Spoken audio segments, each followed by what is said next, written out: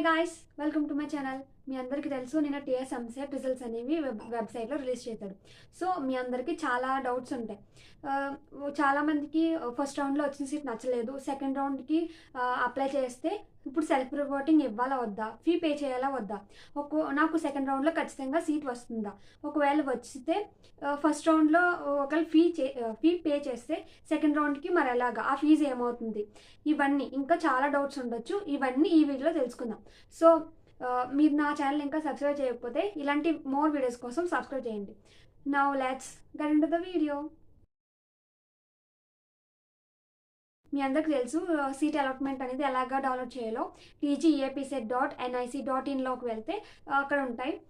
మీకు వచ్చిన ఒకవేళ మీకు సీట్ వస్తే ఆ లెటర్ని 2-3 కాపీస్ అనేవి డౌన్లోడ్ చేసి ప్రింట్అవుట్ చేసి పెట్టుకోండి. డౌన్లోడే కాదు, దాన్ని ప్రింట్అవుట్ కూడా చేయండి.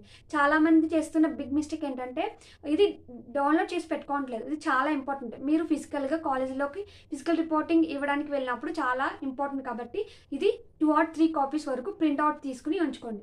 అలాగే మీకు దాని మీద అన్ని డీటెయిల్స్ ఉంటాయి, ఫీజ్ డీటెయిల్స్ అన్నీ, మీరు ఎంత ఫీ పే చేయాలి, మీకు ఎంత ఫీ అనేది కట్ అయింది, మీరు అసలు టోటల్గా ఎంత ఫీ పే చేయాలనే డీటెయిల్స్ అన్నీ ఉంటాయి. చాలా జాగ్రత్తగా చదవండి. అలాగే కింద ఉన్న ఇన్స్ట్రక్షన్స్ అన్ని చాలా జాగ్రత్తగా చూడండి. దాని మీద మీరు పేమెంట్ లాస్ట్ డేట్ అని ఇంకా ఏ వెబ్సైట్లోకి వెళ్ళాలి అవన్నీ దాంట్లో ఇంక్లూడ్ అయి ఉంటాయి. కాబట్టి చాలా జాగ్రత్తగా తీసి చూడండి అందరూ. మీకు ఇంకా ఎంత ఫీ పే చేయాలని మీకు ఇంకా డౌట్ ఉంటే total fee to be paid అని ఉంటుంది. అది ఎంత ఉందో చూసి అదే మీ ఫీ, మీ ఫైనల్ ఫీ. ఒకవేళ మీకు ఫీ రియంబర్స్మెంట్ అనేది అప్లై అవ్వకపోతే మీరేం కంగారు పడకండి.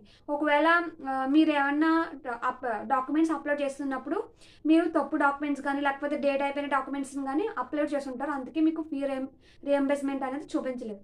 సో కంగారు పడకుండా మీరు కాలేజ్కి వెళ్ళినప్పుడు అప్పుడు ఒరిజినల్ డాక్యుమెంట్స్ అంటే కరెక్ట్గా ఉన్న డాక్యుమెంట్స్ కనుక మీరు సబ్మిట్ చేసి మీ కాలేజ్ వాళ్ళని రిక్వెస్ట్ చేస్తే అప్పుడు మీకు అది అప్లై అవుతుంది.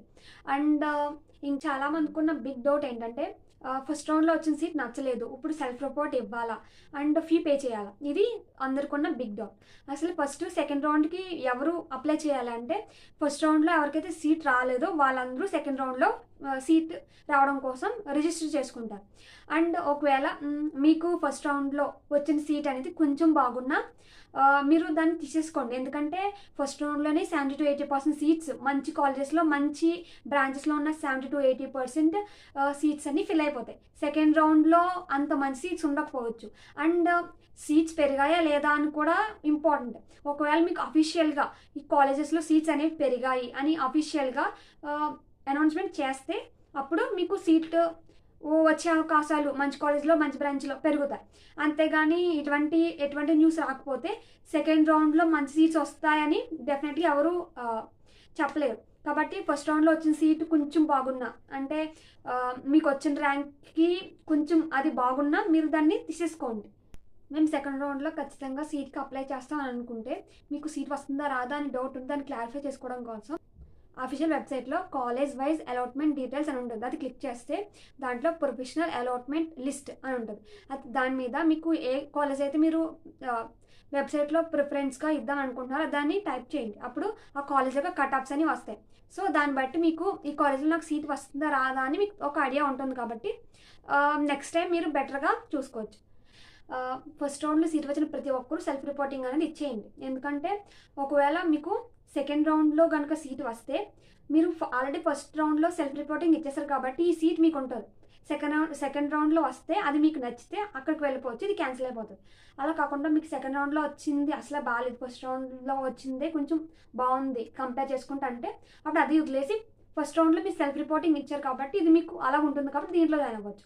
ఒకవేళ మీరు సెల్ఫ్ రిపోర్టింగ్ ఇవ్వకపోతే ఫస్ట్ రౌండ్లో ఉన్న సీట్ మొత్తానికి క్యాన్సిల్ అయిపోతుంది. అప్పుడు సెకండ్ రౌండ్లో మీకు నచ్చింది రాకపోయినా ఖచ్చితంగా జాయిన్ అయిపోవాలి. ఫస్ట్ రౌండ్లో సెల్ఫ్ రిపోర్టింగ్ ఇవ్వకుండా వదిలేస్తే సెకండ్ రౌండ్లో కూడా సీట్ రాకపోతే మీకు మొత్తానికి సీట్ అనేది ఉండదు. సో చాలా డేంజర్ కాబట్టి మీరు ఫస్ట్ రౌండ్లో సెల్ఫ్ రిపోర్టింగ్ అనేది ఇచ్చేయండి. అది మీకు సేఫ్గా ఉంటుంది. సెకండ్ రౌండ్లో వచ్చినా రాకపోయినా పర్లేదు. అండ్ మీకు సెకండ్ రౌండ్లో సీట్ అనేది వచ్చింది, అది మీకు నచ్చింది, మీరు దాంట్లో జాయిన్ అవుదాం అనుకుంటున్నారు అనుకోండి. ఫస్ట్ రౌండ్లో మీరు సెల్ఫ్ రిపోర్టింగ్ ఇచ్చి ఫీ పే చేశారు. ఆ ఫీ అనేది మీరు సెకండ్ రౌండ్లో వచ్చిన కాలేజ్కి ట్రాన్స్ఫర్ అయిపోతుంది. ఒకవేళ సేమ్ ఫీ అయితే పర్లేదు. ఒకవేళ తక్కువ ఫీ అనుకోండి, మీరు ఫస్ట్ రౌండ్లో కట్టింది తక్కువ ఫీ, మీకు సెకండ్ రౌండ్లో వచ్చిన కాల్స్ కొంచెం ఎక్కువ ఫీ అనుకోండి, ఆ ఫీ ట్రాన్స్ఫర్ అయిపోతుంది అండ్ మీరు సెకండ్ రౌండ్లో వచ్చిన దానికి మళ్ళీ ఇంకా ఎక్స్ట్రాగా ఫీ అనేది పే చేయాలి. అలా కాకుండా మీకు ఫస్ట్ రౌండ్లో వచ్చింది ఎక్కువ ఫీ పే చేశారు, సెకండ్ రౌండ్లో వచ్చిన దానికి తక్కువ ఫీ పే చేయాలి. అప్పుడు దానికి కావాల్సిన ఫీ అనేది ట్రాన్స్ఫర్ అయ్యి మిగిలిన ఫీ అనేది మీకు అకౌంట్లో పడిపోతుంది. కాబట్టి అకౌంట్ డీటెయిల్స్ అనేవి మీ పేరెంట్స్కి కానీ మీ ఓన్ది కానీ ఇవ్వండి, అప్పుడు మీకు ఎటువంటి ప్రాబ్లం ఉండదు. Ya guys, these are all important things you must need to know. And ఇంకా మీకు ఏమైనా డౌట్స్ ఉంటే కామెంట్ సెక్షన్లో కామెంట్ చేయండి. And don't forget to like, share and subscribe. And we'll meet again in my next video. Until then, bye bye.